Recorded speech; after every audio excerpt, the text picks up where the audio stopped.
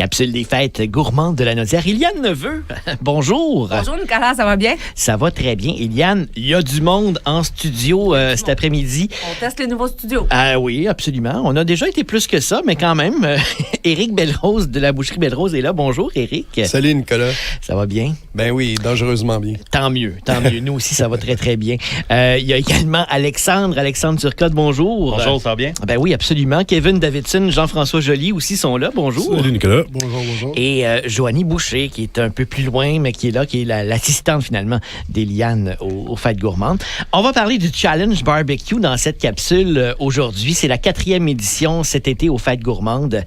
16, 17, 18 août prochain. Challenge Barbecue. Je vous lance comme ça. Si on n'a jamais entendu parler de ça, ben c'est qu'on n'écoute pas CFNJ, mais et qu'on va pas aux Fêtes gourmandes. Il y a peut-être des gens, par contre, là, qui se demandent qu'est-ce que c'est le Challenge Barbecue. En quelques lignes, là, c'est quoi le Challenge Barbecue? Ben, en fait, le Challenge Barbecue, c'est une compétition barbecue qui est quand même spéciale puis assez unique dans le circuit québécois parce que c'est une compétition qui se déroule sur 2 jours. Ouais. Donc, généralement, on va avoir dans les compétitions amateurs seulement 2 viandes. Et dans les compétitions professionnelles, on va avoir 4 viandes. Nous, on fait le 4 viandes, mais on donne 2 jours aux gens pour le faire. Ce qui fait que si tu as moins d'équipement ou si tu es moins habitué... Tu peux le faire quand même. C'est ta première, tu veux essayer ou quoi que ce soit, ça ne te mettra pas sur la pression de le faire en une journée. Tu vas avoir 2 journées pour le faire. Évidemment, il y a des timings à respecter, tout ça. Mais en gros, c'est une compétition amateur, mais avec un peu les critères du professionnel, ce qui rend la compétition absolument unique. C'est la 4e édition. Je pense que le niveau et l'organisation monte d'année en année. Je pense qu'on est rendu avec vraiment un beau projet. Là, on peut dire que ça fonctionne très bien. L'année passée, ça a été une immense réussite. Autant le volet enfant qu'on va parler dans un instant qui revient cette année que le volet pour adultes, là. Absolument, mais les 2 volets, je dirais qu'au niveau de l'espace, au niveau du confort aussi qu'on offre aux gens qui participent, d'année en année, on voit une évolution. On voit aussi autant des gens qui en font au niveau professionnel que des gens qui débutent. Fait qu'il y a une belle, il y a une belle façon de ramener. Il y a une belle chimie, en fait, qui font que les équipes se complètent, s'aident aussi. Il y a une belle camaraderie, en fait, c'est le mot que je cherchais. Oui, c'est pas juste que je veux gagner à tout prix, là. Peut-être même le voisin qui, théoriquement, se bat pour le même prix que toi, là. Ben, en fait, ils veulent gagner. Je confirme qu'ils veulent gagner. Mais par contre, il y a une courbe d'apprentissage qui se fait là-dedans aussi. Puis je pense que même si tu ne gagnes pas, tu apprends beaucoup à travers la compétition. Puis tu as eu du plaisir. Je pense que la majorité des équipes sont là depuis 1 an, 2 ans, 3 ans ou vont revenir encore cette année. Donc, c'est beaucoup des équipes qui l'ont fait, qui ont apprécié l'expérience puis qui reviennent année après année. Là. Éric, le volet enfant aussi, ça a été fantastique l'année passée puis ça revient, là. Oui, tout à fait. L'année passée, on a vraiment passé à un autre niveau là, dans le volet enfant qui se déroule le vendredi. C'est vraiment super beau à voir, là, voir la relève, puis de voir le niveau que les enfants sont capables d'atteindre, puis ce qu'ils réussissent à présenter aux juges, c'est tout le temps, là, on pourrait voir ça fait par des adultes, puis... c'est impressionnant. Oui, à chaque année, je fais « Wow! Wow! Ça n'a aucun bon sens. » Puis... cette année, les jeunes, ils vont avoir à cuisiner des steaks. Ça fait que ça va être vraiment beau à voir. Ça se déroule, comme je disais, le vendredi. Puis c'est ouvert aux jeunes de 8 à 14. Puis il y a 8 équipes. On peut recevoir 8 équipes. Donc, les inscriptions sont... Ça veut dire qu'une fois que les 8 équipes sont formées, après ça, il est trop tard, Éliane. C'est là que ça se passe. Exactement. On accepte 8 équipes, donc c'est le temps des inscriptions. Ceux qui sont déjà dans nos contacts ont reçu un courriel de rappel ce matin. Oui, mais si on ne l'est pas dans les contacts... Et pour les autres, ils nous contactent au info@fêtesgourmandes au pluriel.ca. C'est super simple. Oui, tout à fait. Puis ce qu'il faut savoir, c'est que depuis l'année passée, durant la compétition pour enfants, c'est une zone qui est vraiment où ce que seulement les enfants sont admis à l'intérieur de la zone de cuisson puis de cuisine. On peut les mais les parents peuvent être là, juste l'autre côté de la petite clôture, puis ils peuvent prodiguer des conseils, les encourager. Des choses comme ça, mais c'est vraiment les enfants qui cuisinent. Ils ont le plein contrôle de ce qu'ils font finalement. Là. Oui. Moi, je suis allé voir comme spectateur l'année passée, puis c'était vraiment impressionnant à voir. Puis faut savoir aussi que c'est très sécuritaire. On a les paramédics qui sont là.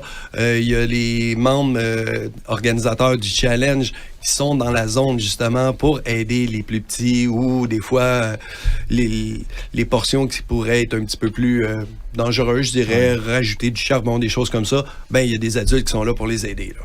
Fantastique. Et il y a le volet, évidemment, quand on parle d'une compétition, il y a des juges. On est à la recherche également. Il y a encore des juges qui sont recherchés, Kevin et Jean-François. Là. Oui, mais dans le fond, on recherche des juges à toutes les années.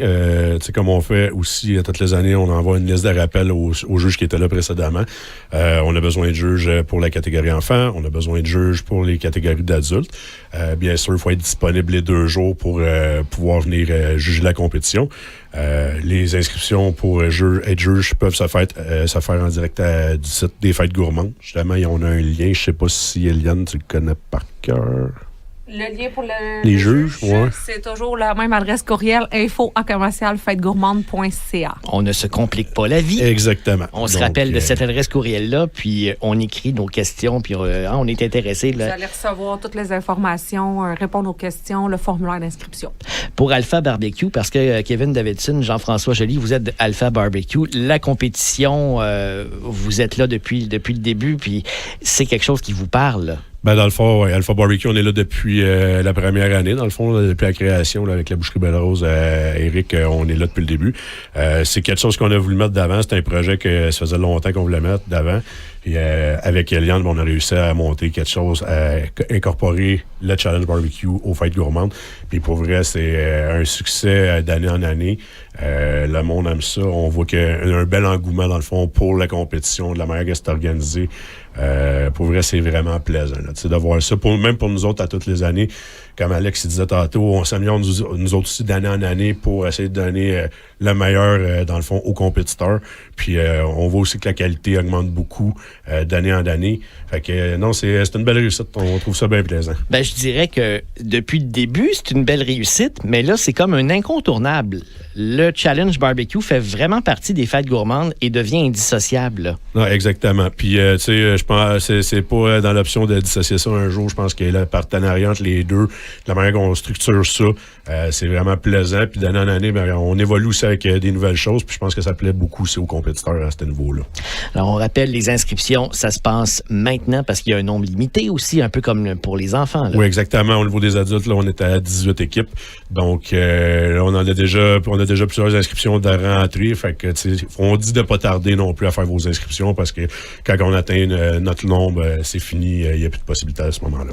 Jean-François, avais-tu quelque chose à ajouter? On veut t'entendre un peu. Là. Ben, disons, moi, les 3 premières éditions du Challenge Barbecue, j'ai été invité comme juge. Donc, j'ai vécu là, vraiment la compétition de l'intérieur.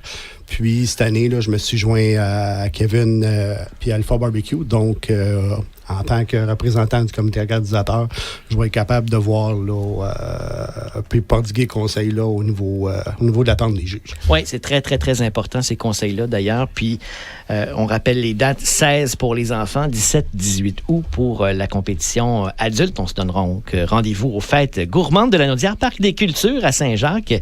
Eliane, les dates des Fêtes Gourmandes?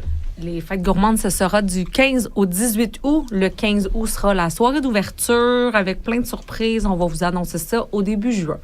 Ça s'en vient. Ça s'en vient très rapidement.